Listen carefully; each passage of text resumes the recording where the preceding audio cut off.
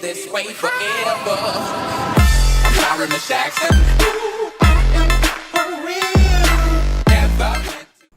What's going on, guys? Vezek here. Hope you enjoyed that new intro. That's something I've wanted to do for a while. Thanks to YouTube for pretty much helping with that. Just a simple YouTube search brought up templates to use. So in this video I'm going to talk about something that I've wanted to talk about for a while, and that is YouTube actually dying? Now, it's been pretty much publicized everywhere by big YouTubers that YouTube is dying, YouTube is killing their YouTube channel. They are dropping in views, they are losing subscribers overnight pretty much. And the thing is, to me, YouTube is, it's a yes and a no for YouTube dying. Now, what I mean by this is that yes, YouTube is sort of changing the way it works. You'd notice that over the past few months, subscriptions, you don't exactly see it on the home page. You actually have to go to the left hand side and then hit the subscription column to find your subscribers. What this has changed to on the home page is the recommendation, or the recommended videos to watch. Now, this does help a lot of the smaller YouTubers, or the YouTubers you wouldn't necessarily search for or watch. It does help them to grow in a YouTube channel, pretty much subscription base. So, for example, new YouTubers or YouTubers who have been there for a while but are smaller in subscribers, this does help. So, for example, with my channel, if you're interested in F1, you may be watching XMattyG's videos, and then all of a sudden it says recommended and it says one of my YouTube videos.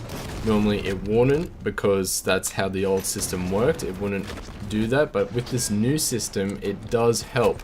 A lot of the bigger YouTubers like PewDiePie are all complaining that they are losing video views, which means they're losing money.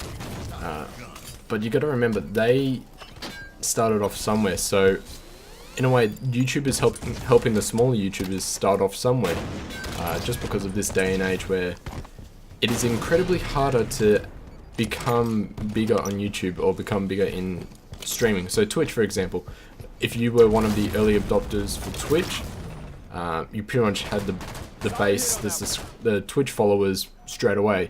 It wasn't as hard as it is now to try and become a new Twitch streamer with, for example, thousands of people watching Battlefield 1 gameplays, or Battlefield 1 live streams. This also was the same thing with YouTube Gaming. So when I pretty much jumped on YouTube Gaming the first day it released, I tried it out, loved it, and I actually got a few subscribers. So I was pretty much one of the early adopters for YouTube Gaming. But because I didn't have the fast enough internet speed until recent months, I didn't necessarily use YouTube Gaming for streaming or any sort of streaming.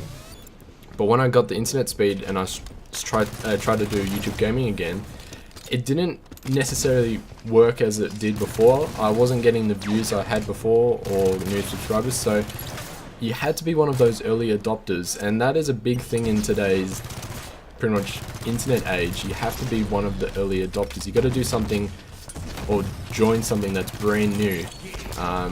Facebook, when that was created, it was pretty much, there were MSN, there were other websites based what Facebook is doing, but Facebook brought a new sort of system to it. They brought a new way of how it can go around social networking.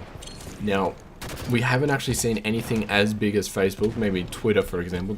But Twitter is nothing compared to Facebook. We haven't seen anything pretty much outdo Facebook in terms of active members.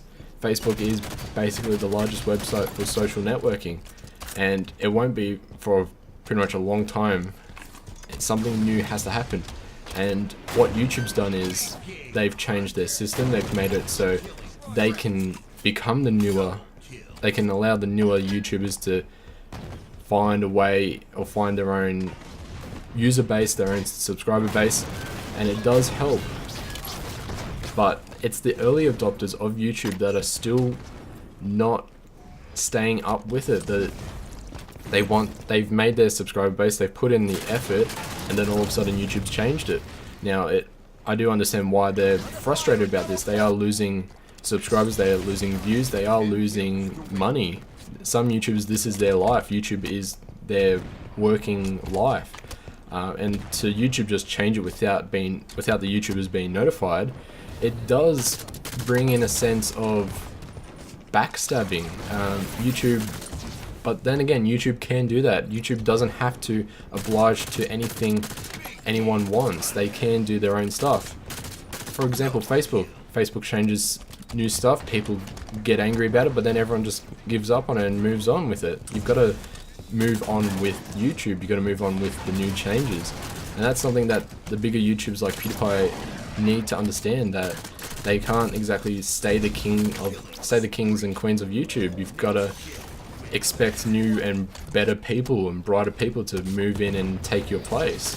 But anyway guys, I hope this has been interesting and informing. Hope you enjoyed it, but until next time, Merry Christmas and a Happy New Year if I don't upload anything before New Year.